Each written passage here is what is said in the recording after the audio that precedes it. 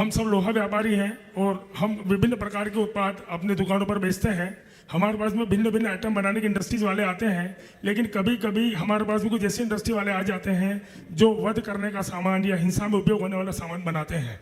गुरुदेव, हमको अगर इस बात की अगर जानकारी जरा भी हो जाती है कि हमारे यहाँ से ले जाने वाले उत्पाद से ये इस प्रकार के आइटम बनाएंगे, हम उन लोगों को माल नहीं बेचते हैं। लेकिन कभी यदि उनको फिर भी एक माल चला गया और उन्होंने हमें यहाँ से माल ले जाने के बाद में किसी प्रकार के उन्होंने हथियार बनाए और उससे कोई गलत दुष्कार्य किया, गलत कार्य किया, तो गुरुदेव हमको उसका दोष कहाँ तक लगेगा? गुरुदेव यही जिज्ञासा है मेरी, कृपया समाधान करें। नमस्ते। सवाल आपने किया है।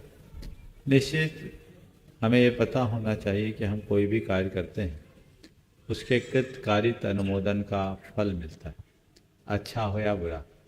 आपने कोई व्यापार किया तो आपके द्वारा किए जाने वाले व्यापार में भी यदि आप इस तरह का कोई कृत्य करते हैं और आपसे कोई सामान लेकर के गया और उससे किसी की हिंसा की, तो आप प्रत्यक्ष अप्रत्यक्ष रूप से उसमें निमित्त बने कि नहीं बने। और निमित्त बनेंगे तो पाप तो होगा ही।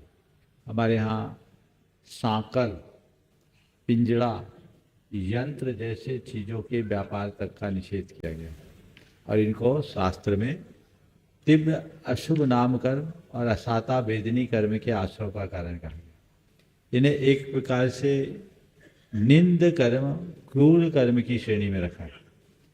मुझे प्रसन्नता है कि आपके मन में इन सब के प्रति थोड़ा सा विकल्प है, नहीं तो ज़्यादातर तो लोग अब सोचने लगे अपना तो बिजनेस है, हम क्या करें।